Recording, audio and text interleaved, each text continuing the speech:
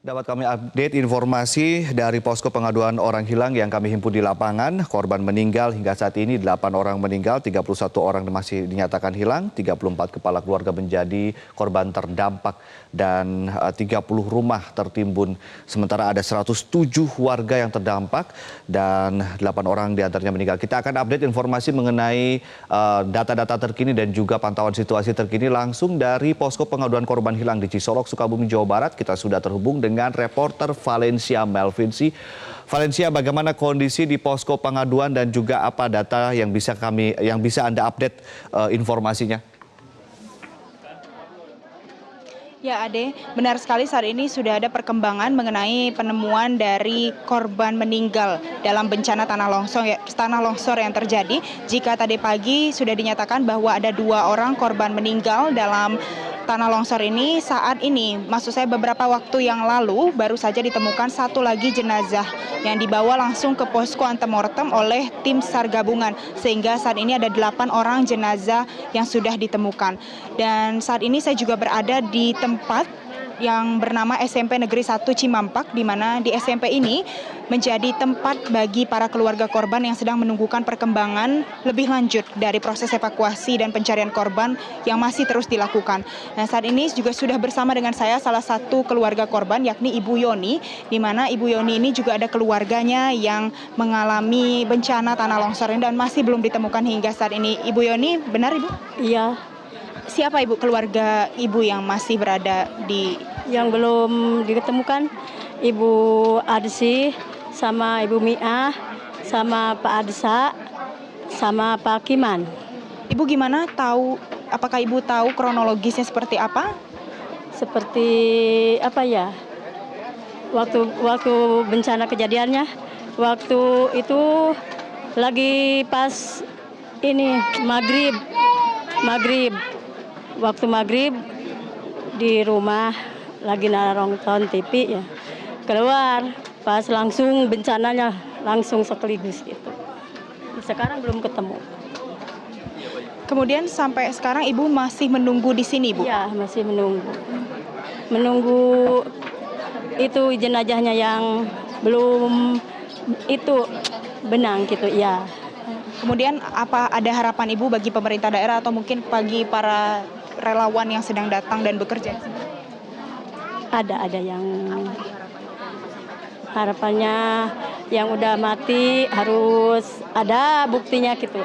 Yang selamat sekarang ya lagi ngungsi di rumah saudara saya yang masih selamat.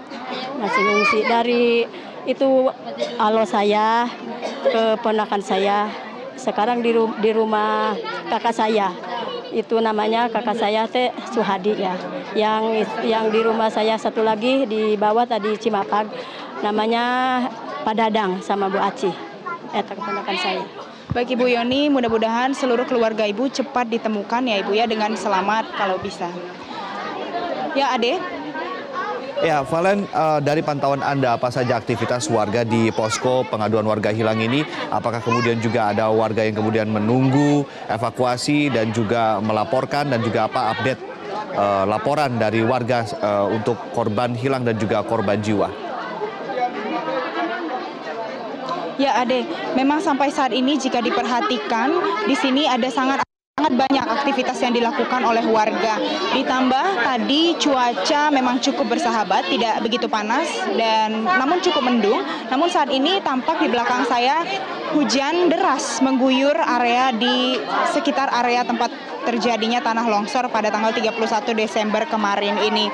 Dan di sini di posko tempat pengaduan orang hilang, warga juga berkumpul bersama-sama dan menunggu apakah ada perkembangan yang lebih lanjut. Dan juga tidak terlepas dari pantauan mata saya, ada sangat banyak keluarga yang menangis dan juga bercerita mengenai bagaimana kronologi ini bisa terjadi, bagaimana kronologi tanah longsor ini bisa terjadi dan menimpa keluarga mereka. Dan karena di sini terjadi hujan yang cukup deras, maka sejumlah warga yang datang dari area tempat terjadinya tanah longsor ini membawa membawa sejumlah barang-barang yang masih bisa diselamatkan. Seperti yang dapat saya lihat saat ini, ada warga yang membawa kasur yang mungkin masih bisa diselamatkan, dan juga ada warga yang membawa sejumlah barang-barang yang dibungkus dalam bungkusan-bungkusan yang berukuran cukup besar. Namun saya belum tahu apa sebenarnya isi dari bungkusan tersebut, namun diprediksikan atau diperkirakan bungkusan tersebut merupakan benda-benda yang masih bisa diselamatkan dari rumah yang sudah hancur karena terjadinya tanah longsor tersebut. Kemudian di depan posko pengaduan orang tersebut juga ada sebuah tenda yang baru saja dibangun sebagai tempat perlindungan atau sebagai shelter bagi para relawan dan juga tim SAR gabungan yang sedang bertugas di sini. Ada update juga mengenai jumlah korban yang meninggal. Sejauh ini ada tercatat 8 orang yang sudah dinyatakan meninggal, dan 1 diantaranya sudah dikuburkan di area yang tidak jauh dari tempat terjadinya tanah longsor ini. Dan di sini karena hujan cukup deras juga, sejumlah warga yang merupakan keluarga dari korban bencana tanah longsor ini terlihat sudah berkumpul dan berteduh di SMP Negeri 1 Simampang ini. Ade. Iya, Valencia, bagaimana kemudian proses evakuasi? Kalau kita pantau suasana di sana hujan, apakah proses evakuasi dihentikan? Apakah Anda mendapatkan informasi mengenai ini? Ya Ade, sampai saat ini belum ada informasi lebih lanjut apakah proses evakuasi masih tetap dilakukan atau tidak. Namun jika dipantau dari tempat saya berdiri saat ini, belum ada tim SAR gabungan, baik kepolisian maupun dari TNI, keluar dari area tempat terjadinya tanah longsor tersebut.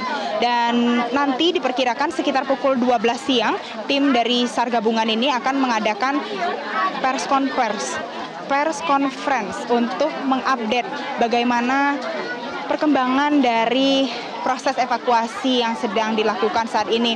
Kemudian tadi, seperti yang sudah saya sampaikan sebelumnya, bahwa seluruh korban yang sudah ditemukan, baik yang sudah meninggal dan juga barang-barang yang bisa diselamatkan, langsung dibawa oleh para tim SAR ini menuju ke posko antemortem yang berada lokasinya tepat di sebelah posko pengaduan orang hilang. Ade. Ya, Valen, seberapa jauh dan seberapa sulitkah lokasi dari lokasi kejadian ke tempat posko untuk evakuasi dan juga posko antemortem tadi? Ya Ade, jika diperkirakan dari titik terjadinya tanah longsor menuju ke posko antemortem dan juga posko pengaduan orang hilang, ini lokasinya tidak begitu jauh, yakni jika diperkirakan kurang dari 500 meter. Namun jika dari titik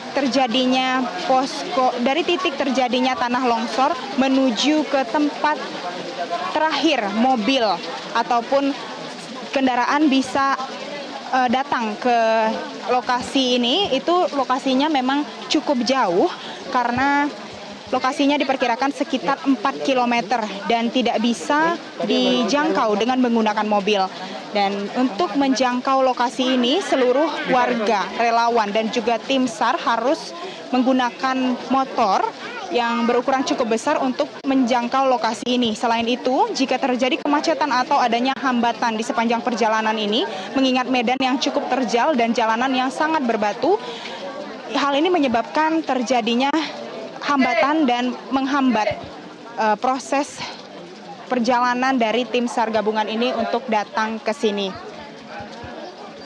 Saat ini di sini ada juga, saya lihat ada sangat banyak keluarga korban yang sedang berkumpul dan berteduh untuk menantikan apa sebenarnya perkembangan lebih lanjut. Dan tampak juga di sini ada sejumlah anggota TNI yang sudah berkumpul di 1 Cimampak ini, mungkin untuk nantinya memberikan perkembangan lebih lanjut mengenai apa proses evakuasi yang sedang dan masih terus dilakukan saat ini.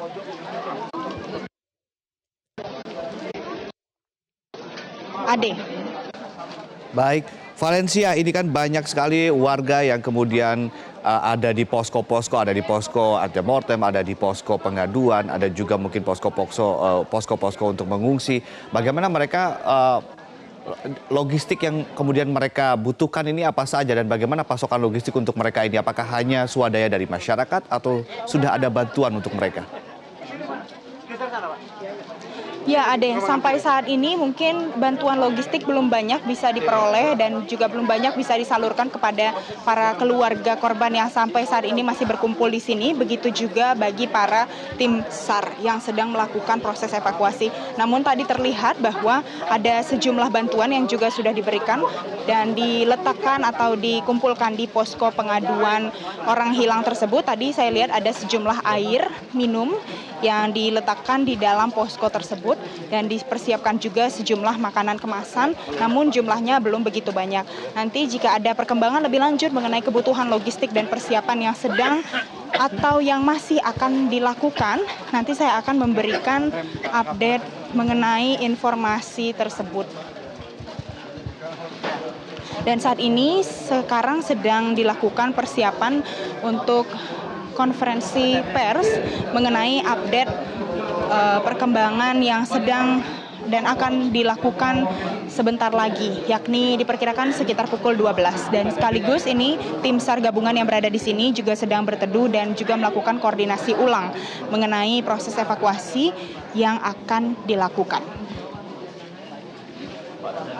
Nah, pemirsa, saat ini sudah bersama dengan saya, Pak Hasan.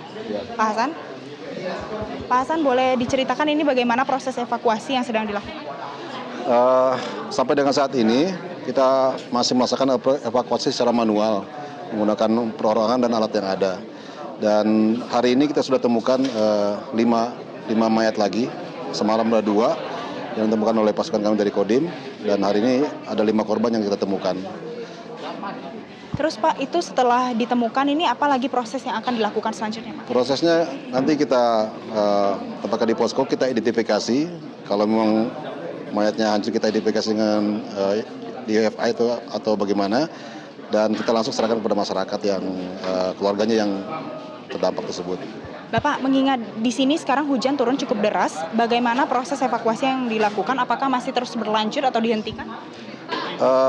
Untuk hujan sekarang ini kita hentikan sementara karena tadi pagi jam 4 dan jam 8 masih terjadi longsor susulan, sehingga kita tadi mencoba mengevakuasi masyarakat dan yang relawannya akan menolong ke posko ini sampai nanti hujan reda baru kita lanjutkan lagi. Dan insya Allah mungkin nanti kita lanjutkan dengan menggunakan alat berat. Ada 2 alat berat yang sudah kita kerahkan, satu dari Pemda, satu lagi dari Kodim 0622 Sukabumi, yang akan membantu memperlancar. Sekaligus juga kami akan mensortir orang-orang yang masuk ke lokasi. Tadi saking banyaknya orang yang ingin menolong, tidak bisa dibedakan mana yang menolong dan menonton kan. Mungkin kita akan coba sortir lagi, kita koordinasi dengan Pemda dan BPBD untuk mensortir orang-orang yang berkompeten di lapangan.